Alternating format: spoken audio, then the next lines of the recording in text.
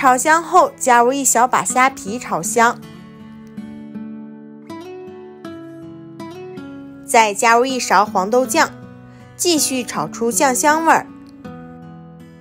炒好后加入一碗清水，然后把汤汁煮开。煮开后，我们再把小窝窝下入锅中，用铲子搅动一下，让窝窝受热更加均匀，然后开中火煮2到3分钟，让它们充分的入味儿。哇，现在闻着就非常的香了。出锅之前再淋入少量的水淀粉勾芡。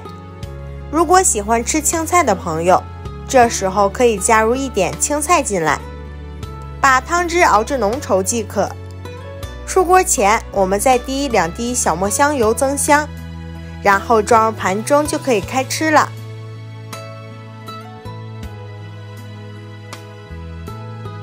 这样做的山药小窝窝口感 Q 弹筋道，营养也是特别的丰富。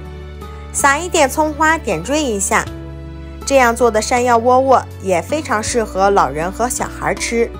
我们用它当做早餐、做主食都非常的不错，小孩子也特别的喜欢吃。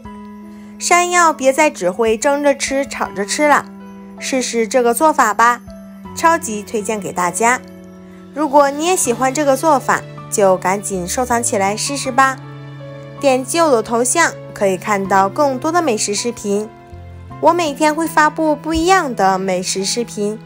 感谢大家的观看，我们下期再见。